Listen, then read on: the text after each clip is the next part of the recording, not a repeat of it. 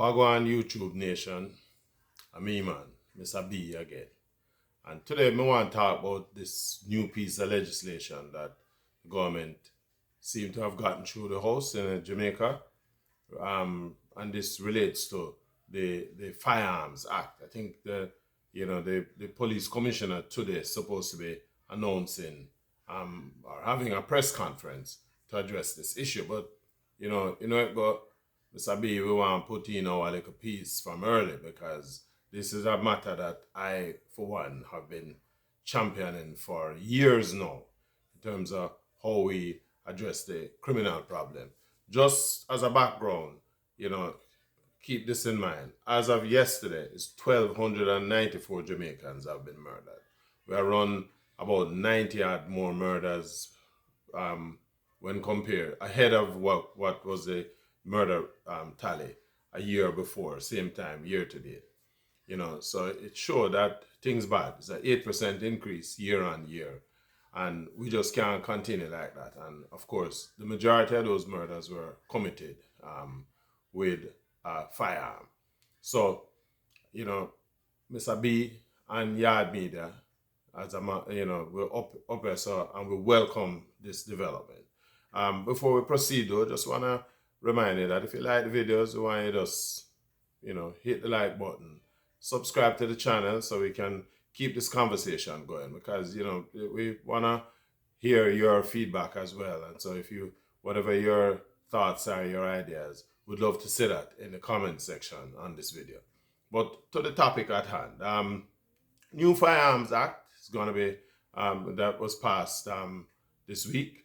And of course, this whole idea behind the Firearms Act is to strengthen the measures that we can use to deal with firearm issues, particularly firearm crimes in the island. And a massive part of this new legislation is the sentencing. Previously, a man get caught with a firearm and him use him derricks, him thieving liar, them or bandolo, who in my opinion are a massive part of the problems that we have in terms of the just how we manage criminality, because all the liars make a piss pot load of money defending criminals. And listen, I tell you, every man deserves to have him there in court. But when we have the kind of problems that we have, it makes you wonder, I have to be honest, had some pretense, some intention one time to go into the legal business and walk away. But to the issue at hand. So the Firearms Act has been passed. The major element of it that we really want to focus on is the sentencing. And so essentially what is going to happen now, if you get convicted for a firearm offense, illegal possession of firearm, you face the prospect of going to prison for between 15 and 25 years, and you have to bounce at least 10 of them years before you're eligible for parole. Who is that intended to garner? The holder of an illegal firearm, whether you're a gunman or whatever, catch you with a gun, you're going to prison for a long, long time. But more importantly, I think the legislation is set to tackle the people who are importing guns. And for the first time, me can tell you, say, me, Mr. B, me support that 100%. I'm on record that this gun problem is one that a lot of people in Jamaica making a bag of money on. Remember, no ordinary Jamaican can import a firearm, right? A gun costs easily between $300,000 and $500,000. So an average man can't have a firearm, right? And if you're a criminal, you have to have some significant linkages in the system to be able to import illegal firearms into the country. And we only are able to tackle that problem when we can spot out these people and send them go to prison for a long, long, long, long, long time, And so from that perspective, me I tell you, me praise the government in terms of going in this direction. We can't, the sentencing thing was always a problem, I see, to where the DPP got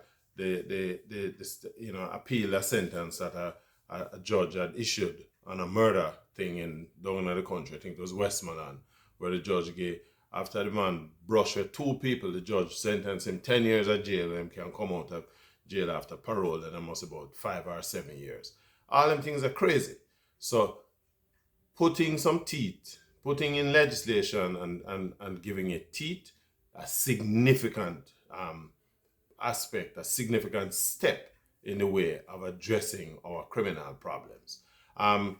Behind that, I see Chang, the Minister Chang, talking about a gun amnesty, which I think starts on the 5th, if my arithmetic is correct. That look like about Friday. I'm supposed to run this amnesty. It's going to run for 2 weeks. So if you had a gun in your house where your old man dead and left, or your old lady, or whoever, your old people them dead and left it in your house, it's not, you can't just wheel a gun over to somebody. You need to get it legitimized. And so essentially what that means, if you have that gun in your house and police radio, you are going to be charged for illegal possession of a firearm. If you come by a gun by any other means, man, be feel so boy things wicked down a yard and I can't afford to buy a gun. So I let a man palm off something and give me. Say if man broke in by you, use up that and go call me a policeman and say, brush me and call me. That gun is illegal. And so here's an opportunity to turn it into the system, no question asked. You just pray so when them ballistic check it that nobody not upon the gun, because then them will come back for you as well too. So but again, some steps in the right direction. And me not go lie to you, me is a man when me ball on fire and brimstone when the thing now go right. And so when the thing go in a positive direction, me I'll give the government the kudos too. These are some small steps, but they are necessary steps. And so I want to just salute the government in this regard. This amnesty, the passage of this new firearm legislation, and in particular, the sentencing issues that go behind it. I also think they need to find a way to deal with some of them liars that still, who get off man off a thing. But then again, the liar them do them job, them get paid for defend criminal, and if the prosecution provide a winnable case, then maybe the prosecution we need to get rid of as well. But we are stepping in the right direction. 1,294 murders, guys, this is crazy.